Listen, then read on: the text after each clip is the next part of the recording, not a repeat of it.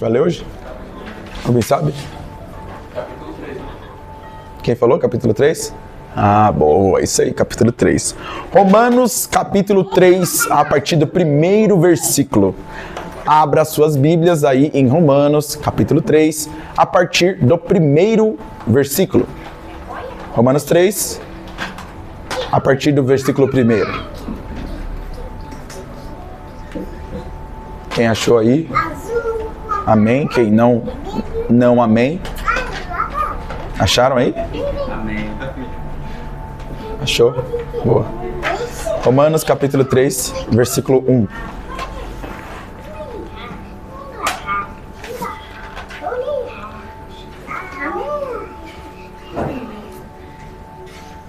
Romanos capítulo 3, versículo 1. Que vantagem há em ser judeu? Ou que utilidade há na circuncisão? Muita, em todos os sentidos, principalmente porque aos judeus foram confiadas as palavras de Deus. Que importa se alguns deles forem infiéis, ou a sua infidelidade anulará a fidelidade de Deus? De maneira nenhuma. Seja Deus verdadeiro e todo homem mentiroso, como está escrito, para que sejas justificados nas suas palavras e prevaleças quando fores julgado. Mas, se nossa injustiça ressalta de maneira ainda mais clara a justiça de Deus, que diremos? Que Deus é injusto por aplicar a sua ira? Esse é o argumento humano. Claro que não. Se fosse assim, como Deus iria julgar ao mundo? Alguém pode alegar ainda, se a minha mentira ressalta a veracidade de Deus, aumentando assim a sua glória, por que sou eu condenado como pecador? Por que não dizer como alguns caluniosamente afirmam que dizemos, façamos o mal para que nos venha o bem? A condenação dos tais é merecida. Você viu que texto difícil? Não é difícil? Ou não? Você falou, não, muito fácil. Tranquilo, já tenho todas as respostas aqui na minha cabeça. É um dos textos é o texto mais difícil da carta, é um dos textos mais difíceis do Novo Testamento, com toda certeza, e um dos textos mais difíceis de toda a Bíblia, né? Não sou eu que estou dizendo isso, são outros teólogos, como por exemplo John Piper. John Piper diz que esse é um dos textos mais difíceis. John Piper diz inclusive, ele faz inclusive uma coisa muito sábia, que é depois desse texto, que ele expõe esse texto, ele faz uma exposição, uma pregação, falando o porquê Deus coloca textos difíceis na Bíblia. Então ele faz isso de maneira muito sábia. Não sei se o farei, né, mas seria interessante talvez para a escola na semana que vem a gente falar sobre isso. Aqui nós vemos algumas coisas bem interessantes, né? Primeiro que Paulo está respondendo a uma pergunta do capítulo anterior, né? Da última perícope que nós analisamos, né? Romanos 3, do 1 a 8, é o argumento em que ouvimos o público imaginário de Paulo agora reagindo ao sermão dele, né? Pode ser que em algum momento Paulo tenha estado com alguns judeus que fizeram essas perguntas para eles, ou não, né? E agora não se torna mais um ensino. Paulo não está falando só de maneira discursiva, como ele não estava também no capítulo 2, do versículo 1. Você se lembra que no capítulo 2, do versículo 1, Paulo também está falando para alguém que não está com ele ali, obviamente, né? Paulo está falando para alguém imaginário ali respondendo essas questões, né? O texto entra num estilo literário, que é esse estilo retórico que a gente fala, que na antiga filosofia esse estilo se chamava diatribe, que é uma forma em que o professor antecipa as objeções do ouvinte e responde a elas. Essa prática era comum entre os filósofos gregos e mestres judeus, né? Mas aqui há uma curiosidade ainda mais interessante, uma preposição ainda mais interessante. Segundo alguns estudiosos, como o John Piper e o John Stott bem dizem, o interlocutor de Paulo talvez não fosse imaginário, né? Talvez fosse o próprio Paulo. E aí você agora está com um ponto de interrogação na sua cabeça, né? Antes da conversão, quem Paulo era? Antes da conversão, quem Paulo era? Exatamente, fariseu. Então Paulo provavelmente estava dialogando. Terminei. Nossa, lindo desenho, filho. Provavelmente Paulo estava conversando com ele mesmo antes da conversão, né? O fariseu agora discutindo com o eu cristão. Isso é bem interessante, né? E o antigo eu agora debatendo com um novo eu. Isso talvez mude o tom que a gente enxerga o texto, muda também a forma com que a gente enxerga esse texto. Talvez seja Paulo respondendo às próprias objeções dele mesmo quando ele era um fariseu, né? É uma autobiografia teológica. Paulo está fazendo ali talvez uma anatomia teológica das suas próprias objeções quando ele era judeu. Porque o argumento de Paulo antes, no capítulo 2, no capítulo 2, na última parte do livro de Romanos, Paulo fala o seguinte para os judeus daquele momento. Ele fala assim, olha, a circuncisão de vocês não vale de nada. Paulo humilha aqueles crentes, né? O Paulo humilha aquelas pessoas dizendo para eles que a circuncisão deles não vale de nada, a fé deles não vale de nada, como eles professam a fé deles durante um milênio, mais de um milênio, não vale de nada, né? Aquilo que foi dado a Abraão. E é interessante que essas objeções, elas não são superficiais, né? Elas são profundas.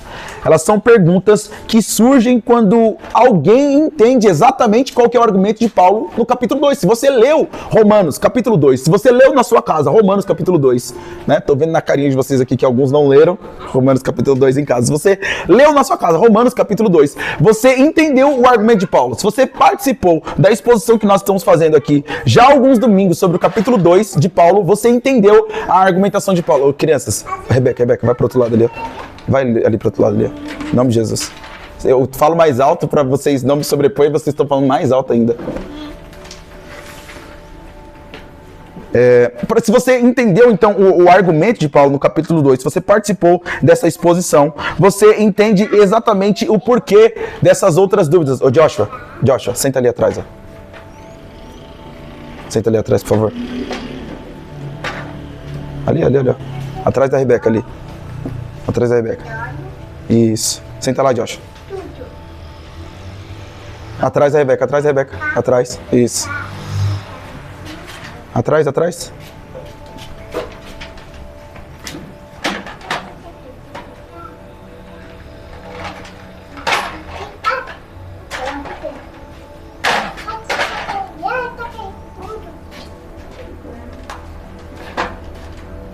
Boa. Vocês podem falar à vontade, é que agora vocês estão falando mais alto do que eu, e eu tô sem voz. Ontem eu fui no pré-equibalo, esqueci que tava filmando. Ontem eu fui no pré-equibalo, então eu tô sem voz. Eu tô falando mais alto e tô ficando cada vez mais sem voz. Você vai ter que cortar isso depois. Vai ter que cortar isso aí depois, cara. Então surge a pergunta inevitável. Vocês estão comigo? Vocês estão entendendo? Certeza? Estão mesmo? Tá, beleza. Então surge a pergunta inevitável do capítulo 3, no versículo 1. Qual que é a pergunta inevitável do capítulo 3, no versículo 1? Qual é a vantagem, então? Onde você vai, Joshua? Ah, tá bom, obrigado. Entendi. Então surge a pergunta inevitável. Qual é a vantagem de ser judeu? Porque se não adianta a circuncisão, se não adianta a lei, né? No meio do capítulo 2, Paulo está falando, não adianta nada você achar que você guarda a lei e você não é crente de verdade não, viu? Se não adianta nada disso, qual é a vantagem então de ser judeu? Nós já respondemos isso, mas de maneira mais superficial no capítulo 2, agora nós vamos aprofundar um pouco mais, né? E existem 4 objeções nesse texto, do versículo 1 ao versículo 8, que nós vamos responder aqui hoje nessa exposição, e a primeira objeção delas é justamente qual que é a vantagem de ser judeu. E o capítulo 3, versículo 1 diz exatamente o seguinte: qual é, pois, a vantagem do judeu, ou qual é a utilidade da circuncisão, se a circuncisão não salva, se o julgamento é imparcial, se gentios e judeus serão julgados igualmente? Então a objeção lógica é: qual foi o sentido de tudo isso? Qual foi a vantagem de ser o povo da aliança? Por acaso Deus, então, destruiu a sua aliança com esse povo? Por acaso Deus não cumpriu a aliança com esse povo? Você entende como é um argumento lógico, filosófico e teológico muito profundo que Paulo tá falando aqui, que ele abre aqui, logo entendendo que aqueles judeus daquele tempo iam falar a respeito dessas coisas, iam se questionar a respeito disso. porque ele mesmo outrora se questionaria a respeito disso. E a resposta de Paulo é: muita, em todos os sentidos, principalmente porque aos judeus foram confiados os oráculos de Deus, é o que Paulo diz no capítulo 3, no versículo 1 e 2, né? E o que é o oráculo de Deus? O oráculo não é simplesmente uma profecia aleatória que Paulo está tratando, né? Essa é uma linguagem justamente daquele tempo, né? Oráculo não é uma linguagem judaica, né? É emprestada da cultura helênica que estava ali pujante naquele tempo. Você já sabe disso, você já participou das aulas, você já viu as exposições sobre esse texto. Então, a cultura que tinha ali é uma cultura helênica, né? Uma cultura greco-romana e judaica, tudo junto ali. E os Paulo e outros expositores do Novo Testamento, ou outros escritores do Novo Testamento, emprestam alguns termos daquele tempo. E esse é um dos termos que ele empresta, que é oráculo. Oráculo não é simplesmente uma promessa aleatória, como alguns gregos acreditavam, né? Ou simplesmente uma profecia aleatória, como outros também acreditavam. Não é simplesmente isso. Você já deve ter visto algum filme de cultura grega que tinha um oráculo ali, e o oráculo era sempre alguém que não mostrava muito o rosto, e aí estava falando a respeito de profecia, estava profetizando. Quem já assistiu aqui coisa de cultura grega sabe que é exatamente assim, né? Filmes de cultura grega ou séries de cultura grega sabe que é exatamente assim. Não é exatamente isso que Paulo está falando, né? Os oráculos de Deus, né? Ele é a palavra inteira, ou seja, a Bíblia, a Tanar revelada, o Pentateuco e a Tanar, a palavra escrita, que é o depósito da verdade divina sobre aquele povo, é a aliança de Deus para com aquele povo, né? Ou seja, Israel não recebeu proteção contra o julgamento simplesmente, ele recebeu acesso à revelação. O único povo que recebeu acesso à revelação até aquele momento foi o povo judeu, não outro. Nós já aprendemos isso expondo o capítulo 2, digo de novo, e o capítulo 1. Quem recebe a revelação completa de Deus até aquele momento é Israel. Completa no sentido daquilo que ele se fez revelar. É bom fazer esse disclaimer aqui. Nós não temos a revelação completa de Deus daquilo que ele é. Nós temos daquilo que ele fez se revelar, né? Que ele fez se conhecer. Então, mas existe um ponto crítico aqui, né, que a gente não pode perder de vista. Você está comigo? Em nome de Jesus, se você não entender, anota aí as suas dúvidas, vai anotando aí, em nome de Jesus, no seu celular, o que você não está entendendo, porque realmente o papo hoje aqui é lógico, abstrato e não é muito fácil, né? Ou seja, privilégio espiritual nunca pode ser tratado como privilégio moral, né? É privilégio revelacional, simplesmente, que os judeus tiveram. Porém, você aprendeu no capítulo 2 que quem recebe mais luz é mais responsável. Será julgado com maior firmeza, né? Porque eu não posso julgar uns ou outros simplesmente com a mesma medida que eles receberam, né? A segunda objeção, que está nos versículos 3 e 4, que é a incredulidade humana pode anular a fidelidade de Deus? Os homens não crerem pode anular a fidelidade de Deus? Que importa se alguns forem infiéis? A infidelidade deles anulará a fidelidade de Deus? É exatamente isso que está no texto. E essa objeção é extremamente profunda. Ela sugere, se Israel, então, que recebeu a revelação de Deus, falhou, então Deus quebrou sua aliança. Então Deus deixou de ser fiel. Se aqueles que receberam a revelação completa de Deus estão falhando na lei, a qual dizem seguir, na circuncisão que eles fazem, na vida que levam, então Deus por acaso falhou em sua fidelidade?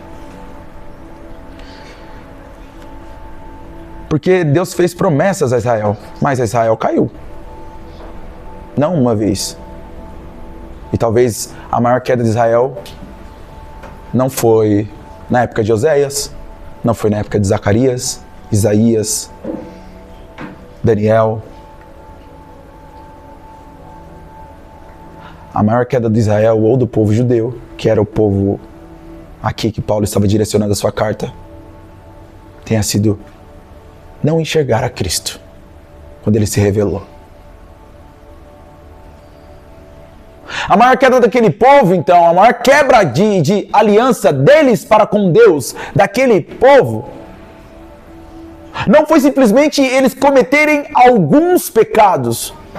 Em alguns momentos eles serem tão egoístas ou falharem tanto com Deus que se tornaram escravos de outros povos, que foram misturados de maneira proposital para que eles não tivessem assim mais a adoração do seu Deus. Não é simplesmente isso, mas a maior quebra dos judeus para com a aliança divina, na nossa perspectiva cristã, é não receber o Cristo revelado.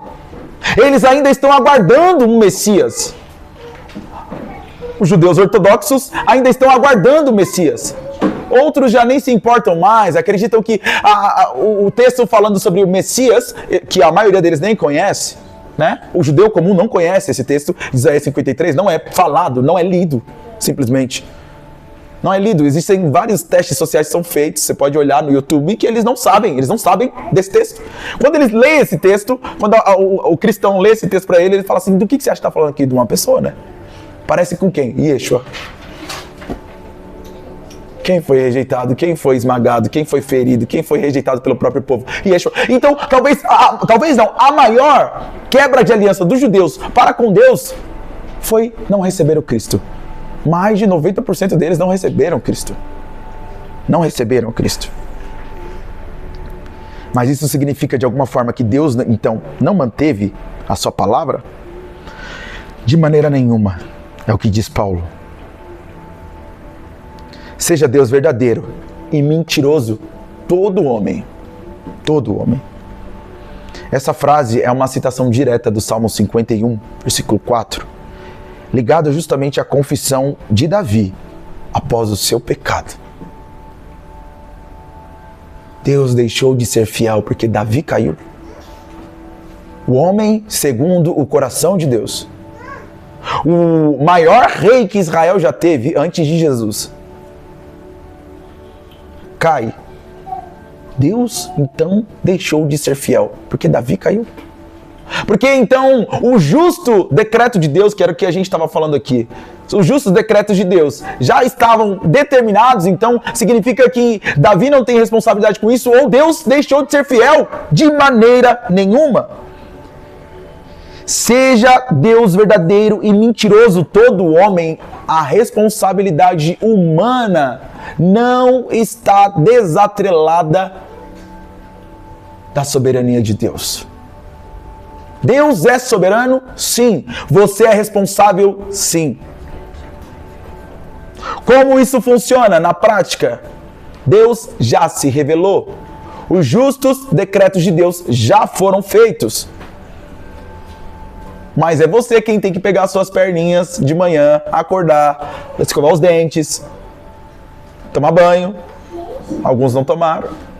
Tô sentindo um cheiro daqui, né, Pedro? Não, brincadeira. Não. É desse lado ali? É você quem tem que fazer isso.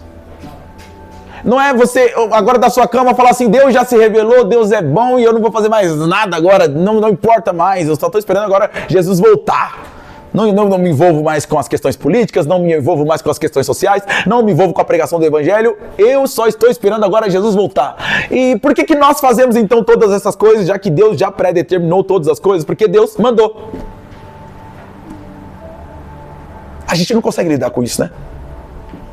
A nossa geração extremamente contaminada pelo iluminismo, né? Que nem tem identidade, como a gente já conversou em outros momentos, a modernidade ou pós-modernidade é um povo sem nome, né?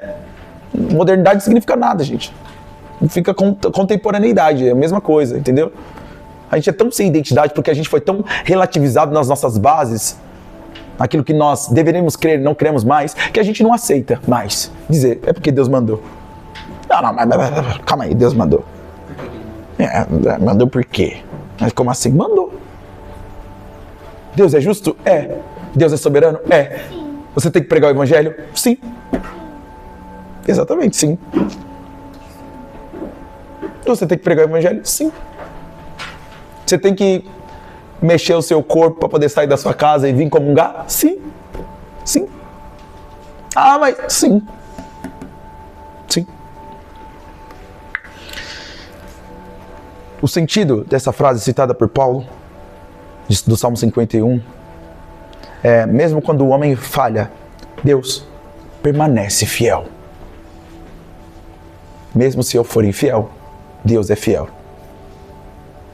Porque sim. Porque Ele é fiel. Aí você fala assim, ai, que resposta teológica, né? Nossa, essa resposta quadradinha teológica. Por que Aristóteles e Platão chegaram quase nas mesmas concepções? É uma resposta teológica? Ou você que não consegue lidar com o fato de que Deus é soberano? Porque Platão diz que Deus, que nós entendemos como Deus, tá? Platão não usou essa terminologia, por favor.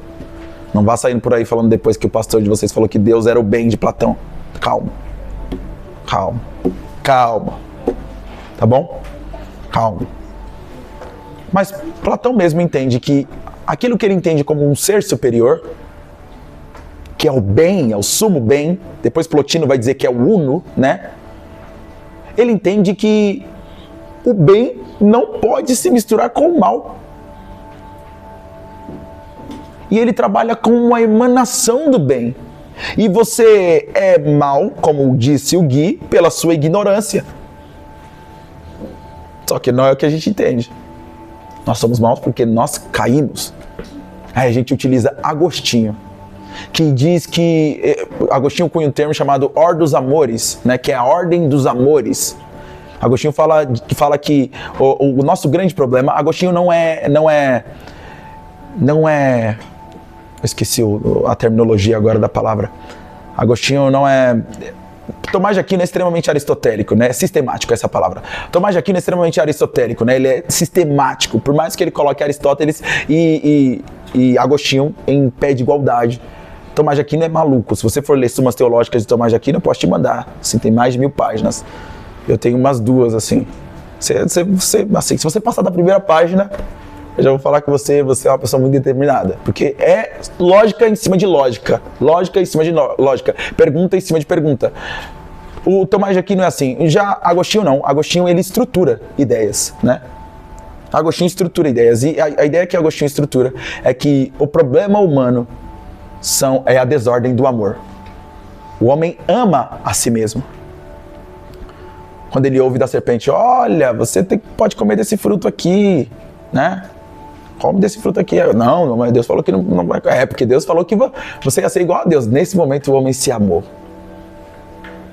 Assim, realmente eu quero ser igual a Deus. Olha só, por que eu não posso ser igual a Deus?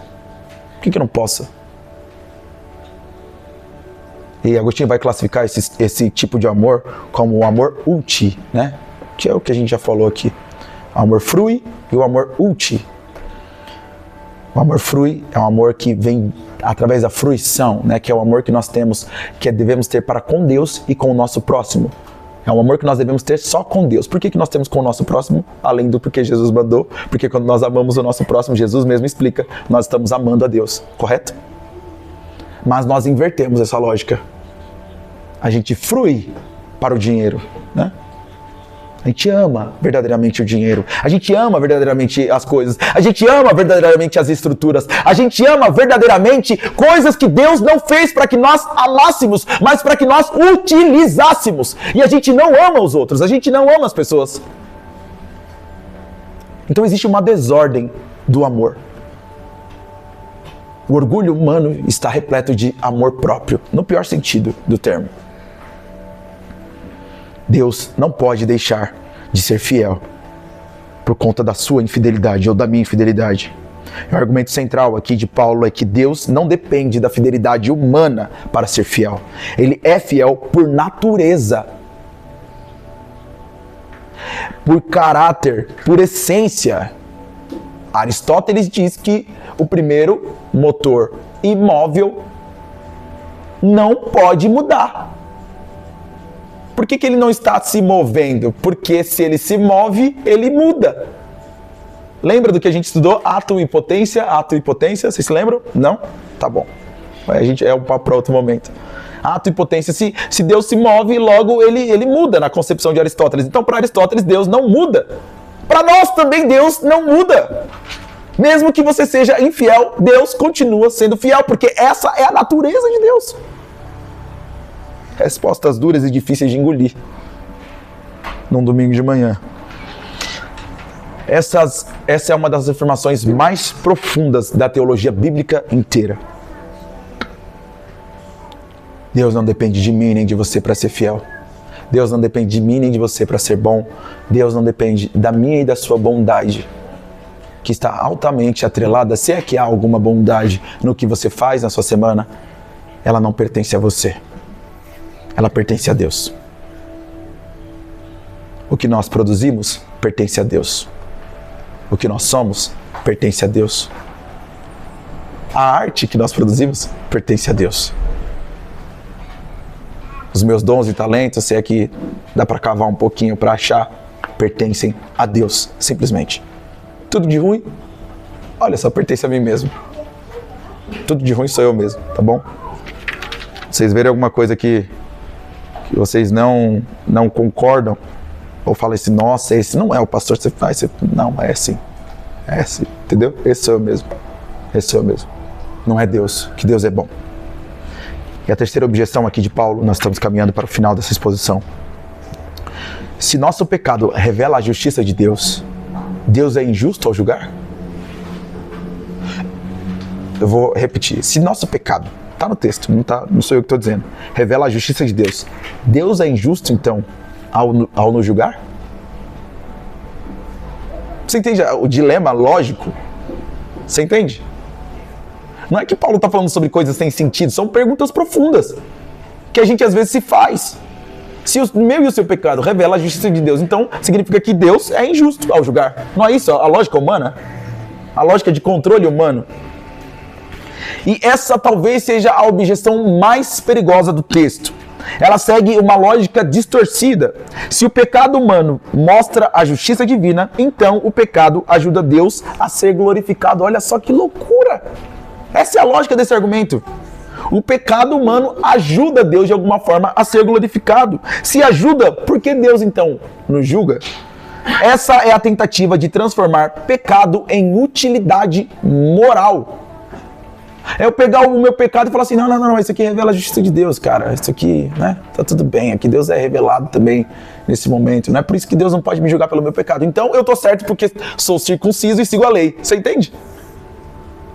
Você entende? Então os meus costumes estão certos. A minha liturgia me valida e me salva. Porque até aquilo que eu tenho de mal, é o que Paulo vai dizer aonde? De que capítulo do livro? Que capítulo do livro de Romanos que Paulo vai dizer? Oi? 2. Não, 9. Paulo vai falar de vaso de ira e vaso de honra. Então se até o meu pecado, Deus se revela e revela a sua justiça e a sua bondade, então significa que eu posso deixar aqui, a minha liturgia pode continuar do jeito que eu tô. E isso vai me validar, entende? É como se você dissesse o seguinte para Deus: Deus, eu ouvir a palavra todo domingo, eu já tô salvo. Você não pode me julgar pelos meus pecados durante a semana, tá bom? Olha, Deus, eu tô comendo a ceia uma vez por mês, então você não pode me julgar. Se a gente trouxer para a nossa liturgia, para os nossos sacramentos de hoje, você vai conseguir entender o argumento de Paulo. Olha, então se eu estou fazendo todas as coisas que o pastor pede, então você não pode me julgar pelos meus pecados, eu não preciso mudar. Eu posso continuar como eu estou, porque na verdade o meu pecado revela a sua justiça. Revela a sua justiça, você não pode me julgar pelo meu pecado. E a resposta de Paulo é, de novo, de maneira nenhuma. De maneira nenhuma. De maneira nenhuma. Um dos teólogos, que eu não lembro o nome que está anotado, eu não vou buscar aqui, na exposição, no comentário que eu estou lendo, nos comentários que eu estou lendo, ele diz que essa de maneira nenhuma de Paulo, do texto, ele pode ser substituído por nem morto. Nem morto. De maneira nenhuma pra gente já caiu no... de maneira nenhuma é só mais uma expressão, né? Mas o nem morto fica mais presente no nosso linguajar moderno, né? Nem morto, então. Paulo está dizendo. Do contrário, como julgará Deus o mundo? Esse argumento depende de uma verdade fundamental. Deus é o juiz universal. Você se lembra no capítulo 2, na segunda pregação, se eu não me engano, do capítulo 2, nós falamos que Deus é o justo juiz e quem julgará nós todos será quem? Deus. Mas na pessoa de quem? Cristo. Exato. Porque ele andou como um de nós. Ele estava aqui como um de nós, né? Se Deus pode julgar, então não existe justiça final, né? Se Deus não pode julgar, então não existe justiça final. E se não existe justiça final, não existe justiça alguma. Essa é uma consequência lógica devastadora. Ixi. Essa é uma consequência lógica devastadora a respeito disso. Porque o judeu não acreditava como nós acreditamos hoje, como nós compreendemos hoje a respeito da palavra de Deus. Mas os judeus acreditavam que no fim de todas as coisas, os seres humanos seriam julgados. Menos quem? Eles, é claro. Porque eles receberam os sacramentos, eles tinham a circuncisão, eles tinham a palavra, eles tinham a tanar, eles tinham a revelação completa de Deus e estavam seguindo a lei. Então existia um julgamento final na cabeça dos judeus, mas eles não participariam do julgamento. E aí o argumento de Paulo é, se Deus não pode te julgar, se não existe justiça final, e se não existe essa justiça, então não existe justiça alguma. Para que nós fazemos justiça? Para que eu e você fazemos justiça então? Para que tem a lei? Para que tem lei? Para que tem lei? Vai lá, faz o que você quiser. Se pá, assaltando um banco você é morto ou não, você é preso. E aí? E aí? Qual que é o argumento moral para que você continue fazendo coisas boas? Para que você não continue falhando? Para que você continue seguindo a lei? Qual que é o argumento moral? Se não existe juízo final, de nada vale o juízo dos homens. É o que Paulo está querendo dizer. Se não existisse um juízo, se nós não vamos prestar conta em algum momento, de nada vale a gente acreditar numa justiça aqui, hoje e agora. Existe uma observação que nós podemos fazer aqui, que esse versículo conecta diretamente com a justiça de Deus, como nós já dissemos aqui. Sem julgamento não há moral, não há responsabilidade, não há verdade, e tudo qual nós acreditamos colapsa, tudo colapsa. Parece, eu estava falando aqui para as meninas, antes de iniciar o culto, que geralmente as pessoas quando elas encontram o relativismo moral, e elas não estão preparadas para encontrar esse relativismo moral, e elas caem nessa falácia do relativismo moral, elas geralmente ficam doentes. Doentes. É o que acontece. Doentes. Você pode observar, e não obstante disso, que essas pessoas geralmente tomam remédios muito pesados. Pessoas que já relativizaram tudo na vida, que já não acreditam em mais nada. Elas tomam remédios muito pesados, ou algumas outras até se envolvem com drogas. Porque perde completamente o eixo moral da sua vida. O eixo moral da sua vida.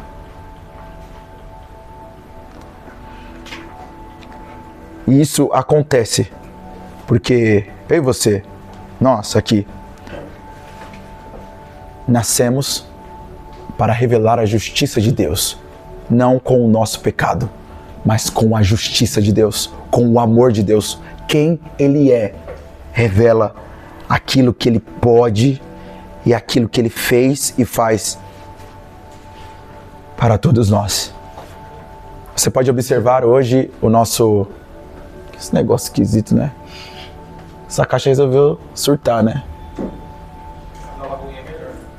Mano, sim, muito boa, inclusive. Muito boa. A gente precisa de uma daquelas. Tô aceitando doações. Tudo colapsa. E se você olhar o mundo, o Brasil, a gente está procurando um Messias ainda. Né? A gente ainda está esperando um Messias. Não a segunda vinda do Messias, do Cristo. Mas a gente ainda está procurando um Messias. Você já está colapsado e nem sabe. Você já está contaminado e nem sabe. Você já vive a sua vida como se aquilo que você faz justificasse você diante de Deus. E você nem se toma conta disso. Você já vive a sua vida achando que você é o extraordinário. Aquele que não pode ser alvo da justiça, porque ele detém a própria justiça. A justiça e a moral detém dele mesmo. Você já age desse jeito. e você nem sabe. A sociedade já age desse jeito, como se pudesse aprisionar a moral. E a quarta e última objeção de Paulo é: não devemos pecar para que Deus seja glorificado? Essa é a forma mais extrema da objeção até aqui. Ela aparece exatamente assim: porque ainda sou pecador, porque ainda sou condenado como pecador. E depois, façamos o mal para que venha o bem, é o que está no texto. Essa acusação provavelmente era lançada contra Paulo, ou Paulo mesmo fez essa pergunta. Alguns diziam: Paulo está ensinando libertinagem, que o evangelho incentiva o pecado, que a graça promove desordem moral. E a resposta de Paulo é: a condenação destes é justa. Aqui não há uma longa explicação de Paulo, perceba. Há uma sentença, simplesmente. E é um veredito, né? Paulo não está mais interessado em argumentar. Deus é justo. E ponto final. Romanos 3, 1-8 ensina algo extremamente sério para nós. O evangelho verdadeiro sempre gera objeções. Se ninguém reage, se ninguém questiona, se ninguém se incomoda, provavelmente o evangelho não está sendo pregado com clareza. Porque o evangelho, meus amigos, ele destrói o orgulho religioso, a falsa segurança e a autoconfiança espiritual de que você é um ser moral melhor do que os outros. O evangelho destrói todos esses nossos conceitos. O fluxo do texto é justamente esse aqui, para que você não se perca, para que você se lembre disso. Se você desejar, depois eu posso mandar essa exposição para você, sem problema nenhum. Essa pregação para você, sem problema nenhum, para que você releia. Que eu sei que não é difícil de assimilar, ou não é fácil de assimilar, perdão. O primeiro ponto: qual que é a vantagem do judeu? E a resposta de Paulo é revelação. O segundo ponto é: Deus falhou com Israel, e a resposta: Deus permanece fiel. O terceiro ponto é: o pecado ajuda Deus, e a resposta é: Deus continua juiz. E o quarto ponto é: então devemos pecar, e a resposta é: a condenação é justa. Simplesmente. Cada objeção nasce da anterior, né? Cada erro gera um erro ainda mais grave, um erro ainda pior, até chegar no absurdo moral final, que é: façamos o mal para que venha o bem. Não é isso que está escrito? Para que venha o bem. Essa é a lógica final do orgulho religioso. Esse trecho aqui de Paulo não é apenas histórico, ele descreve padrões mentais que ainda existem hoje, como eu já disse para você. Nós ainda vivemos desse jeito, especialmente em contextos religiosos, especialmente na igreja. As 4 objeções ainda continuam vivas. Confiança em privilégio espiritual, dúvida na fidelidade de Deus, justificação indireta do pecado e racionalização moral. Todas essas coisas ainda continuam extremamente vivas no nosso meio religioso. Nós vimos no capítulo 2, na primeira parte, que nós expomos aqui no versículo, se não me engano, 4 e 5, Paulo diz: a bondade de Deus, vocês veem a bondade de Deus e não entendem que essa bondade de Deus é para o seu arrependimento, você será julgado.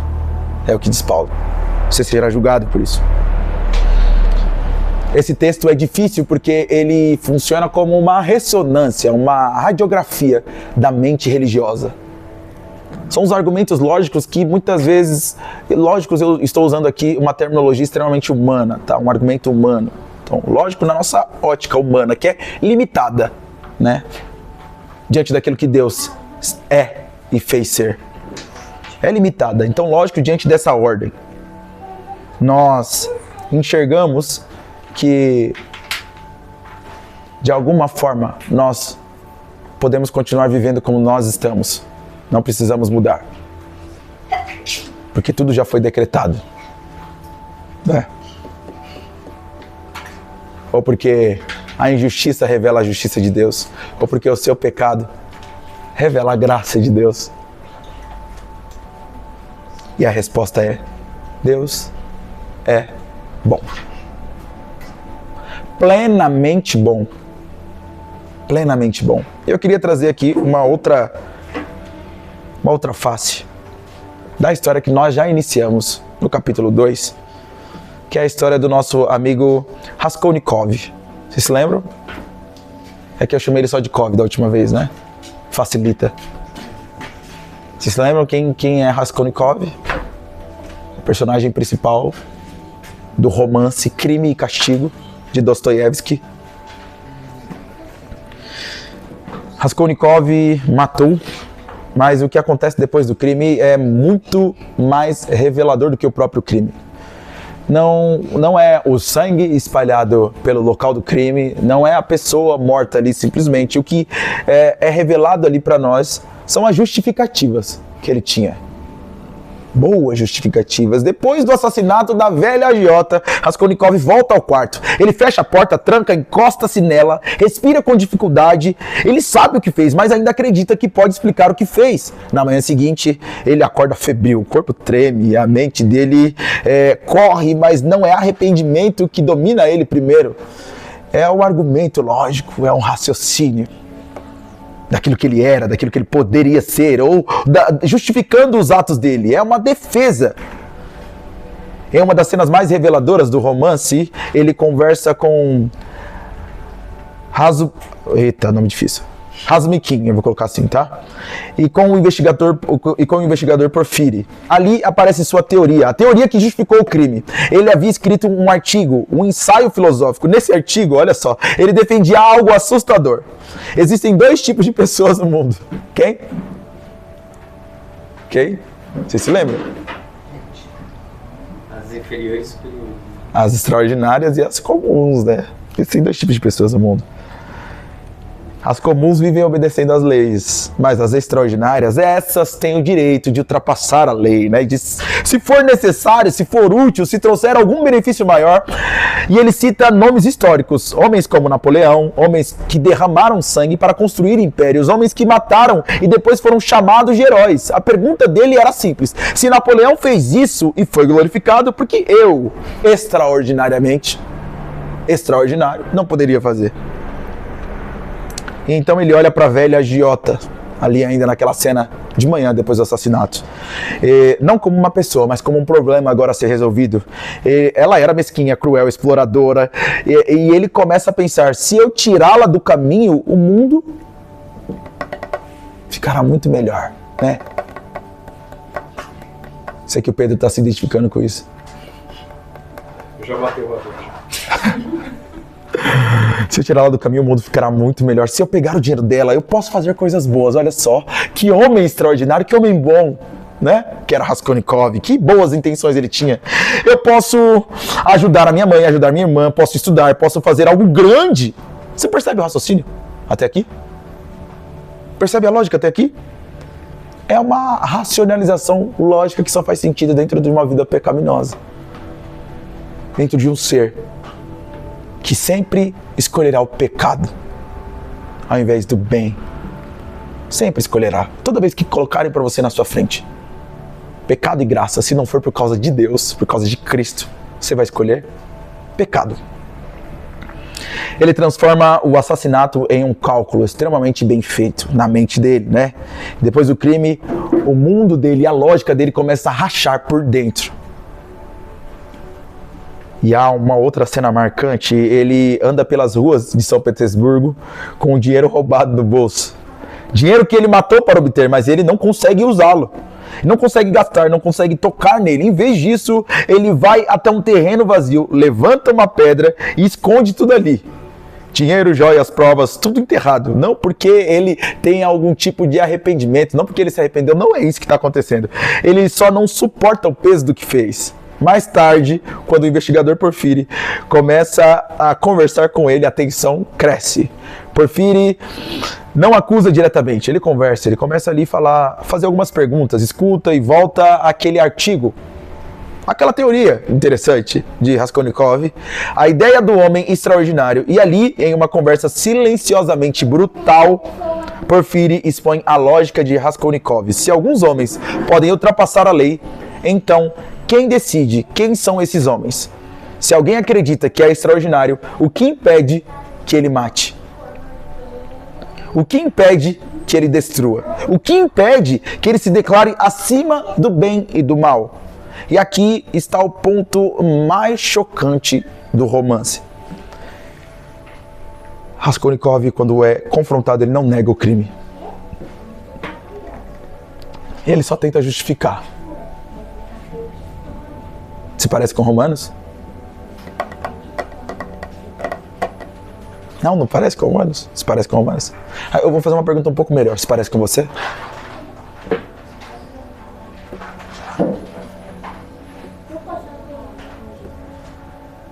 Ah, não, mas eu tinha um motivo aqui, eu tinha um motivo ali, eu tinha um motivo acolá, eu tinha um motivo aqui. Nossa!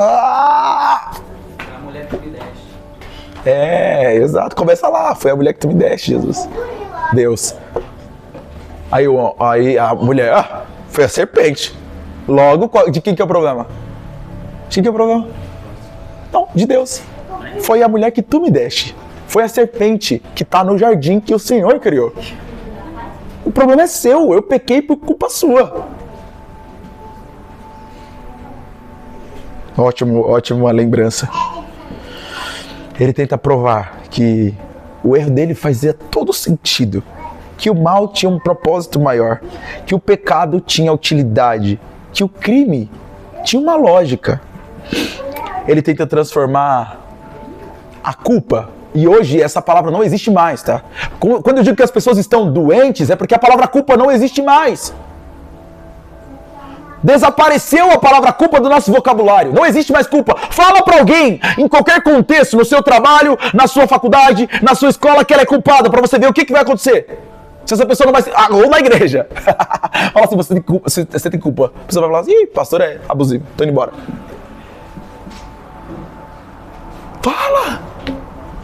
Fala, experimenta falar pra alguém, você é pecador, você tem culpa. Ah, sua vida tá dando errado, você tem culpa nisso também. Sabia disso? Experimenta fazer isso. Essa palavra desapareceu do nosso vocabulário. Porque quando desaparece a culpa, desaparece também o pecado. Quando desaparece o pecado, desaparece também a necessidade de Deus. Quando desaparece a necessidade de Deus, nós vivemos o que nós estamos vivendo. Colapso, completamente colapso. Um mundo colapsado. E hoje, se você disser o óbvio, se você disser o lógico, uma pessoa que não é biologicamente mulher não pode representar as mulheres, se você disser isso, você vai ser taxado de extremista, você vai ser taxado de, como disse a nossa amiga essa semana numa entrevista aqui, faz um desserviço total dizendo que é uma evangélica, que é uma cristã. Ela disse essa semana que os evangélicos eram o câncer, que eram o mal do país, que eram o mal do mundo. Você vai ser taxado de tudo isso porque você defende a sua fé.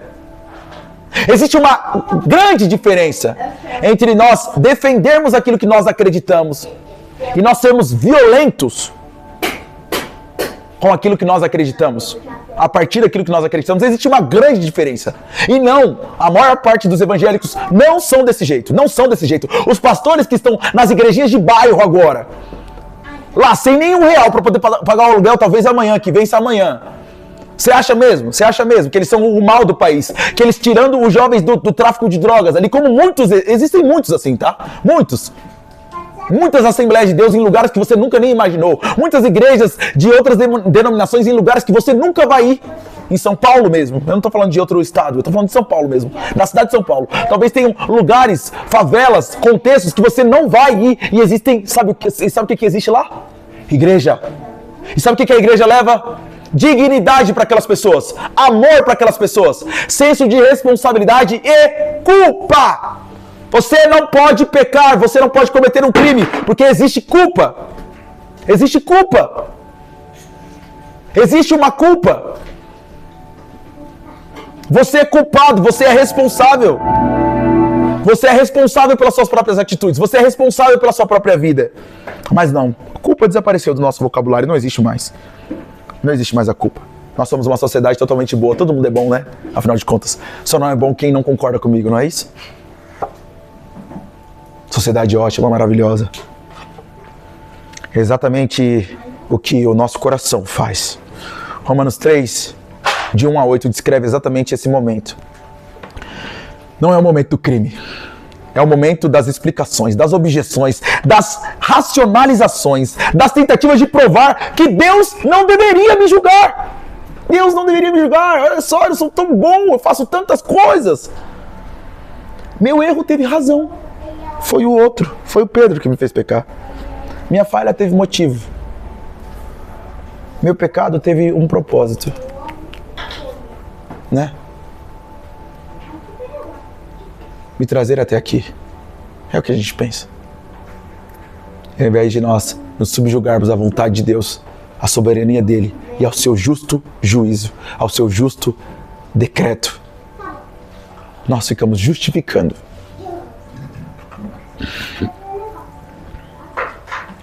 Se o mal produz algo bom, é o que nós dizemos. Então talvez não seja tão mal assim, né? Não seja tão mal assim. E é exatamente isso que Paulo expõe. E para a gente finalizar, há uma cena final. Raskolnikov está sozinho, febril, confuso, caminhando de um lado para o outro, sem descanso, sem paz, sem silêncio interior. E ele percebe algo que não queria admitir. O problema não era a velha, afinal de contas. O problema não era a sociedade, afinal de contas. Olha, o problema não era o sistema, o grande sistema que existe para me estruturar. Ai, meu Deus, que dó de mim, porque o sistema não quer que eu, né? O problema era ele. O problema era ele. Romanos 3 começa a fazer uma anatomia do nosso pecado, fazer uma anatomia das nossas vontades, fazer uma anatomia de como nós vivemos a nossa vida. E isso nos incomoda, isso não é fácil.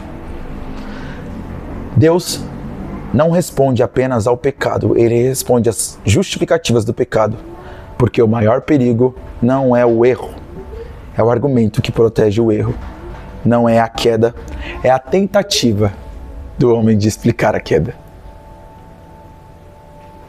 Foi a mulher que tu me deste, foi a serpente que estava no jardim. Para finalizar, Romanos 3, versículo 1 a 8, prepara o terreno para algo maior. Ele não resolve o problema diretamente, né? Ele amplia o problema. Porque o próximo movimento será devastador. Nenhum homem é justo. Meu Deus do céu. Você se lembra, né? Você se lembra do texto? Se você não se lembra, acho que você deveria ler Romanos. Se você não está lendo Romanos, leia Romanos.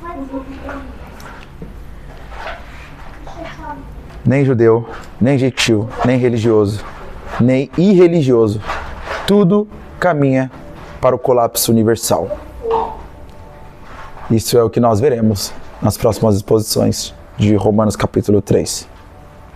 E esse será o verdadeiro ponto da explosão aqui a qual Paulo nos colocou. Você se lembra da bomba do capítulo 1 e do capítulo 2? Pois é, agora ela é atômica. Ela não está só na nossa sala, não está só do lado de fora, agora ela está no mundo. Até que você consiga entender que o problema é você. Pastor, o que eu faço diante disso? O que eu faço então, sabendo que o problema sou eu? Se submeta à vontade de Deus. Como eu sei qual é a vontade de Deus? Como eu sei o que eu devo fazer? Como eu sei para onde eu devo ir? Como eu sei como eu devo agir?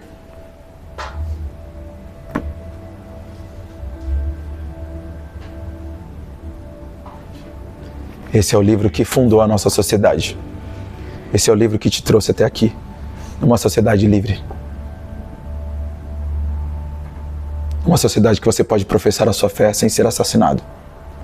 Mas não somente isso. Esse é o livro que ainda continua vivo e eficaz para a sua salvação. Porque ele revela a vontade de Deus. Ele revela quem Deus é.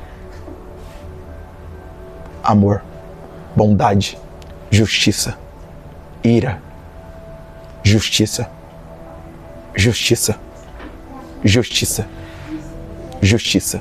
Deus é justo. Eu não queria que você saísse daqui hoje como nas outras exposições e voltasse para sua casa e não fosse ler esse livro. Eu não queria que você saísse daqui hoje e não fosse revisitar o texto que nós lemos aqui hoje. Eu sei que o horário já está avançado, a gente colocou mais uma programação no nosso dia de domingo, a gente vai se ajustar. Eu não quero torturar você, tá? Não é essa a minha intenção. Não é isso. Mas não saia daqui hoje e espere para ler o próximo texto de Romanos no próximo domingo, por favor. O Senhor te chama hoje ao arrependimento. Arrependa-se. É chegada a hora em que os filhos de Deus retornarão para sua casa. E quando for chegado esse momento, por que você está falando, pastor, no presente? É chegada a hora. Eu sei lá se eu vou sair daqui e vou morrer, ou se você vai morrer. É chegada a hora, é hoje. É hoje, não é amanhã, não é depois, é hoje que você precisa se arrepender dos seus pecados, se arrepender daquilo que você tem feito, se arrepender daquilo que você tem sido, se arrepender de quem você tem sido. Hoje, não amanhã, hoje. Arrependa-se dos seus pecados. Existe graça disponível para você, fluindo do trono de Deus. Existe um rio, Senhor, que flui do teu grande amor. Águas que correm do trono. Águas que curam e limpam. Quando eu olho no espelho e vejo quem eu sou, o meu pecado, e não só o espelho da minha casa, mas a Bíblia, eu percebo quão mal eu sou. Como eu preciso ser subjugado. Como eu preciso ser esmagado ainda por Deus. Que como a mulher samaritana naquele dia, teve contato com um profeta no lugar inusitado. E a primeira investida dela não foi em entender alguma coisa, ela queria só uma justificação para o problema dela. Para o momento que ela estava vivendo. Né? Se você é profeta, você está aqui, você é judeu, profeta, conhece das coisas. Então me justifica aqui. Onde eu devo adorar? Onde eu devo adorar? E a resposta de Jesus é uma resposta ilógica. O Pai procura hoje adoradores que o adorem em espírito e em verdade. Deus não está interessado na sua teologia. Deus não está interessado no seu trabalho. Deus não está interessado no quanto tem de dinheiro na sua conta. Deus não está interessado no quão bonito você vem ou não para a igreja. Deus não está interessado no quão bom você é com os seus próprios talentos. Deus não está interessado nisso. Entenda que há um interesse de Deus, obviamente, na nossa totalidade, mas você está entendendo o meu argumento aqui. O principal para Deus é que você se arrependa dos seus pecados e se una a Ele em amor, bondade, espírito e em verdade. Senhor Jesus, nós te pedimos, Pai, para que o Senhor nos esmague, Jesus. Nós pedimos, Pai, para que o Senhor, se o Senhor estiver buscando um aqui hoje, que o Senhor nos encontre. Senhor, nos encontre hoje aqui neste domingo, que nós já estamos cansados, nós já estamos com fome, nós já estamos querendo ir para casa, Jesus. Essa é a nossa vontade agora, mas Pai, não nos deixe sair daqui sem a consciência do pecado e do juízo, Pai. Sem a consciência de quem nós somos e a verdade de quem Tu és, a Sua revelação, Jesus. Não nos deixe sair daqui assim, Pai. Senhor, eu Te peço para que o Senhor nos humilhe cada vez mais e a Sua santa verdade e vontade entronize os nossos corações, rasgue a nossa vida, invada, Jesus, sem pedir licença à nossa alma. E nós possamos ser mais responsáveis com o Seu amor e com a Sua graça, com a Sua revelação, Jesus. E possamos nos tornar um contigo, Jesus. Em nome de Jesus. Amém, que o Senhor te abençoe e te guarde, que o Senhor faça resplandecer sobre ti o seu rosto e tenha misericórdia de ti, que a graça de Jesus, o amor de Deus o Pai e as consolações e a comunhão do Espírito Santo esteja convosco. Amém e amém. Vá em paz, dá um cheiro em quem está do seu lado aí, eu sei que você está ansioso para almoçar.